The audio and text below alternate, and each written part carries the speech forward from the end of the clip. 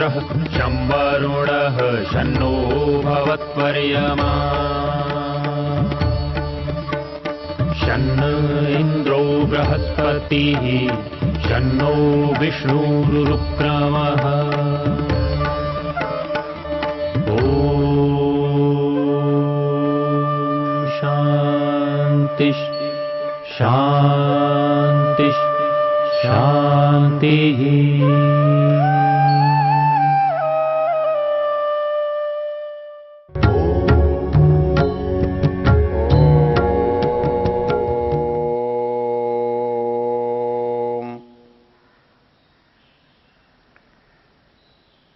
मंत्र की चर्चा थी। यस्मात् जातं न किंचनैव य आबभूव भुवनानि विश्वा प्रजापति प्रजया संरराणः त्रीणि ज्योतिंषि सचते षोडशी। ये यजुर्वेद के 32वें अध्याय का मंत्र है। इसका स्वयंभू ब्रह्म ऋषि और इसका परमात्मा देवता है, और इसके कुछ पदों की चर्चा हमने पीछे की। हमने देखा प्रजापति प्रजया संरराण, अर्थात जो परमेश्वर है, जो इस संसार को बना रहा है, वो बनाने के बाद इससे अलग नहीं होता। संसार और वो पृथक पृथक नहीं है, वो इसके अंदर रमा हुआ है, सब जगह विद्यमान है। इसीलिए वो इसका अवलोकन करता है, इसको देखता है, इसका निरीक्षण करता है। इस बात को हमने यजुर्वेद के एक मंत्र से देखा था। ईशावास्यमिदं सर्वं यत्किंच जगत्याम जगत। वहां परमेश्वर को ईश कहा था। उसका अर्थ होता है स्वामी, अर्थात स्वामी का जो स्वामित्व है उसकी उपस्थिति के बिना नहीं होता। यदि कहीं कोई समुदाय है और उसका स्वामी नहीं है, मालिक नहीं है, वो समुदाय स्वच्छंद होता है। पशुओं के समुदाय पर भी जो उसका मालिक है, यदि वो नहीं होता है तो पशु भी उसकी परवाह नहीं करते हैं। तो ये जो सारा संसार है, ये बनाया है, ये व्यवहार में आ रहा है, तो निश्चित रूप से इसका कोई स्वामी होना चाहिए, इसका कोई कर्ता होना चाहिए। और वो कर्ता का सामर्थ्य जो है निर्मित वस्तु के सामर्थ्य से बड़ा होता है। इसलिए जब भी निर्माण की रचना की बात आएगी, जो चीज बनी है, बनाने वाला उससे अधिक गुणों वाला होगा। तो इस संसार को देखने पर, संसार में जितने बड़ी बड़ी बातें हम देखते हैं, बड़े काम देखते हैं, तो उसका करने वाला उनसे बड़ा होना चाहिए। यत्किंच जगत्याम जगत। संसार को संस्कृत में जगत कहते हैं। जगत इसलिए कहते हैं कि गति होती रहती है, ये चलता रहता है। संसार को संसार भी इसीलिए कहते हैं, सरकता रहता है, चलता है। तो ये संसार है, इसके अंदर वो विद्यमान है और समग्र रूप से विद्यमान है। तो यहां कहा, यहां दो बातें इस चौथे चरण में मंत्र के कही जा रही हैं, जो परमेश्वर की रचना के बारे में है। वो कहता है त्रीणी ज्योतिंषि सचते। ज्योति प्रकाश, चमक। तो इस संसार में त्रीणी ज्योतिंषि, तीन चमक कौन सी हैं? तीन चमकने वाली प्रकाशमान वस्तुएं कौन सी हैं, तो कहता है सूर्य है, चंद्र है, विद्युत है, बिजली है। तो ये जो त्रीणी ज्योतिंशी, वो इन तीनों ज्योतियों को सचते, अर्थात इनमें एक तारतम्य, इनमें एक संयोजन, इनमें एक समायोजन उसने बनाया है।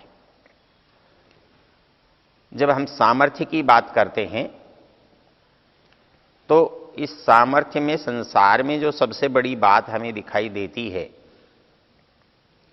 वो यही दिखाई देती है कि इसमें ऊर्जा, प्रकाश, तेज के इतने बड़े बड़े स्थान हैं और इन तीनों को वो क्या करता है, समायोजित करता है। त्रीणी ज्योतिंशी, तीनों ज्योतियों को मिलाने वाला है, संभालने वाला है, चलाने वाला है। तो जो प्रकाश, जो ऊर्जा इनके पास है, इन पदार्थों में है, वह परमेश्वर में उनसे अधिक रूप से विद्यमान है। इसलिए वेदांत ने एक बड़ा सूत्र लिखा है, आदित्य दृष्टिरुत्कर्षात्, अर्थात उस ब्रह्म का नाम आदित्य भी है और सामान्य रूप से आदित्य सूर्य को कहते हैं। तो ऐसी स्थिति में हमारे मन में एक प्रश्न पैदा होता है कि इस आदित्य को ही तो हम ब्रह्म ने मान लें, क्योंकि हमारी दृष्टि में पता है कि ब्रह्म कोई बड़ी चीज है। तो संसार में हमारी दृष्टि में हमारे सामने जो सबसे बड़ी चीज है वो आदित्य है, वो सूर्य है, इसलिए उसको ही ब्रह्म मान लिया जाए। तो उसके लिए कहा गया है उत्कर्षात्। ये है नहीं, लेकिन आपको उसके सामर्थ्य को बताने के लिए,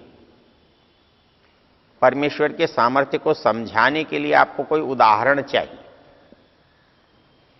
तो संसार में जो सबसे बड़ी चीज है उसी से बड़ी चीज को समझाया जा सकता है। तो कौन सी बड़ी चीज है? कहता है सूर्य सबसे बड़ी चीज है, सबसे चमकीली है, सबसे तेजवान है। तो इसलिए उत्कर्षात्, उत्कर्ष बताने की दृष्टि से, अधिकता बताने की दृष्टि से, बड़प्पन बताने की दृष्टि से उसका यह नाम। लेकिन इसको चलाने वाला वो है, इस दृष्टि से वो इससे बड़ा है। यहां एक शब्द और है, उस परमेश्वर के लिए एक विशेषण आया है, षोडशी। संस्कृत में षोडश 16 को कहते हैं।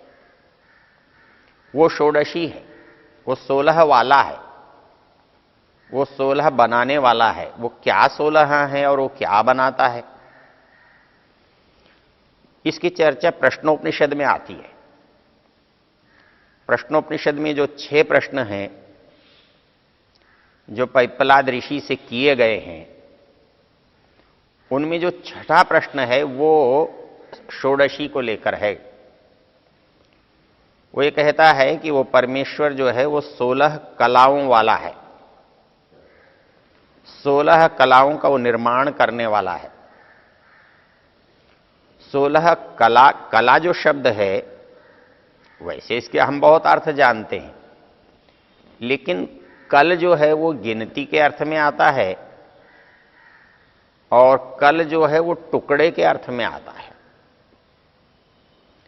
इसको समझने के लिए एक शब्द से काम उपयोग हो सकता है।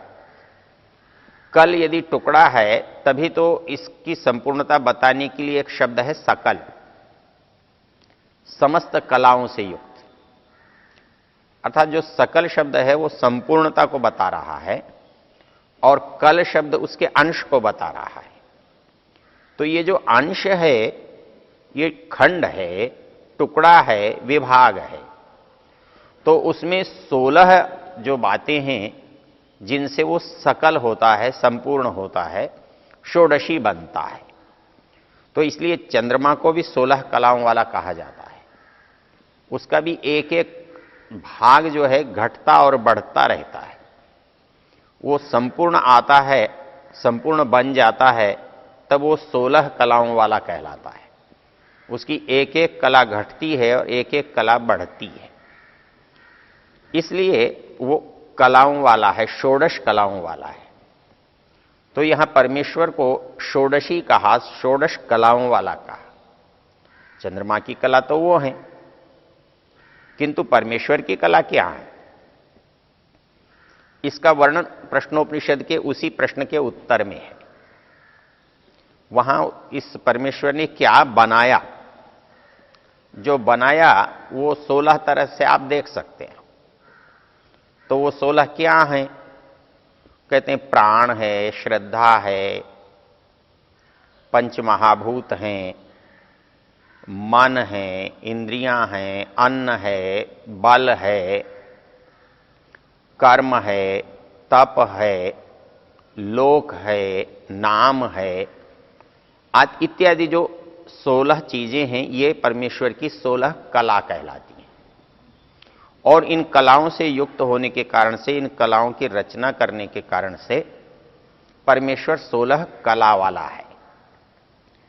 अर्थात हमारे अंदर जो भी कुछ हो रहा है उसका नियंत्रक है, नियामक है, संचालक है। हमारे अंदर सबसे महत्वपूर्ण चीज है प्राण। 16 कलाओं में पहली कला जो है वो प्राण है। तो वो प्राण क्या वो चीज है, क्या वस्तु है, इस पर जब शास्त्रों ने विचार किया, देखा, हम प्रयोग करते हैं उसके प्राण निकल गए, उसमें प्राण आ गए। तो प्राण निकल गए और प्राण आ गए, ये किसके लिए हम प्रयोग कर रहे हैं? क्या ये आत्मा के लिए, जीवात्मा के लिए कर रहे हैं या किसी वस्तु दूसरी के लिए कर रहे हैं? तो पता यह लगता है कि प्राण का आत्मा से कोई निकट संबंध है, और प्राण का आत्मा से निकट संबंध है, इसलिए चाहे तो आप ये कह दीजिए कि आत्मा चला गया, और यदि उसके बदले में आप ये कहें कि प्राण निकल गए, बात दोनों एक ही होती है। तो ये प्राण तो जड़ है और आत्मा चेतन है। तो आत्मा के निकलने से प्राण का निकलना या प्राण के निकलने से आत्मा का निकलना, इसका संबंध क्या है? इसके लिए उपनिषद में एक बड़ा रोचक प्रसंग है। वो कहता है कि प्राण जो है आत्मा का संवाहक है, उसकी सवारी है, उसको लाने ले जाने वाला है। और उसका संबंध कितना गहरा है? वो कहता है प्राण जो है वो आत्मा की छाया है, आत्मा से उत्पन्न होने वाला है। इसलिए सारे संसार में जितनी सामर्थ्य है जो चेतन से हो रहा है, जिसको चेतन कर रहा है, वो उसका साधन, उसका उपाय केवल प्राण है। बाह्य संसार में भी प्राण से ही क्रिया हो रही है, और आंतरिक मनुष्य के जीवन में, प्राणी के जीवन में, जीव के शरीर में भी प्राण से क्रिया हो रही है। इसलिए प्राण पर सबसे अधिक ध्यान दिया जाता है। अर्थात आत्मा के निकट जाने के लिए, आत्मा के पास पहुंचने के लिए, आत्मा को जानने पहचानने के लिए हमें प्राण को जानना होता है, प्राण को समझना होता है। इसलिए प्राण को वश में करने से, प्राण को नियंत्रण में करने से, प्राण को जानने से हमारा जो आंतरिक और बाह्य जाना जाता है। प्राण को आत्मा का संवाहक कहा है। हमारे शरीर में जब प्राण होता है तो हम स्थूल रूप से वायु को प्राण समझते हैं और प्राण कहते हैं। श्वास निश्वास को हम प्राणायाम से अपने बढ़ाते और घटाते हैं, तब वहां प्राण का अर्थ श्वास ही है, प्राण का अर्थ वायु ही है। हम उसी को रोकते हैं, उसी को छोड़ते हैं, उसी पर अभ्यास करते हैं, तो मोटे रूप से हमें दिखाई देता है कि यह प्राण है। ये प्राण है, किंतु ये उसका बहुत स्थूल रूप है। उसका जो सूक्ष्म रूप है, जो हमारे शरीर के अंदर क्रिया करता है, उसको प्राण को 5 भागों में बांटा गया है। प्राण है, अपान है, समान है, व्यान है, उदान है। और हमारे शरीर की जो क्रियाएं हैं विपरीत दिशाओं में होती हैं, विपरीत समयों में होती हैं, अलग अलग तरीकों से होती हैं और एक दूसरे में विरोध नहीं होता, टकराहट नहीं होती, बिगाड़ नहीं होता। और बिगाड़ होता है तो रोग मान लिया जाएगा। हमारा अन्न नीचे की ओर जाता है, यदि ऊपर की ओर जाने लगे तो रोग होगा, बीमारी कहलाएगी। तो प्राण जो है इस शरीर में अलग अलग स्थानों पर विभक्त होकर के काम करता है, लेकिन प्राण चेतन नहीं है, इसलिए विभाजन कौन करेगा? आत्मा करेगा। तो इस दृष्टि से यहां पर जो प्राण है ये संसार के लिए सबसे बड़ी रचना है। बाहरी संसार में भी प्राण से ही संचालन हो रहा है और आंतरिक इस शरीर के अंदर भी प्राण से ही गति हो रही है। तो प्राण के रूप में हम इंद्रियों से काम ले रहे हैं और प्राण के रूप में शरीर के अंदर रक्त का संचार हो रहा है। प्राण के द्वारा ही अग्नियां काम कर रही हैं, प्राण के द्वारा ही गति हो रही है। तो इस मंत्र से एक विशेष बात जो समझाई गई है कि वो संसार के समस्त, कि भाई उसने उत्पन्न तो सभी चीजों को किया भी है, लेकिन उत्पन्न करने के साथ साथ उसने उनको व्यवस्थित किया है और उनको संचालित कर रहा है। और ये संचालन की क्षमता हम उसको समझ के अंदर समझ सकते हैं और या अंदर समझ के हम बाहर समझ सकते हैं। इसके लिए संस्कृत में एक शब्द है, यत् पिंडे तत् ब्रह्मांडे, अर्थात एक किसी भी अण को कण को समझ लेने तो पूरा उसका विस्तार जो है वो समझ में आ जाता है। वैसे ही एक हमारे अंदर के प्राण को हम समझ लें तो बाहर का प्राण हमारी समझ में आ जाता है।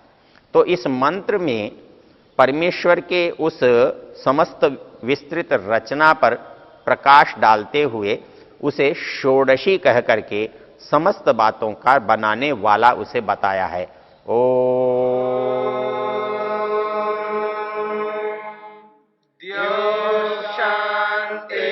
शांतिरंतरिक्षं शांति पृथिवी शांतिरापः शांतिरोषधयः शांतिः वनस्पतयः शांतिर्विश्वे देवा शांतिर्ब्रह्म शांति सर्वं शांति शांतिरेव शांति शांति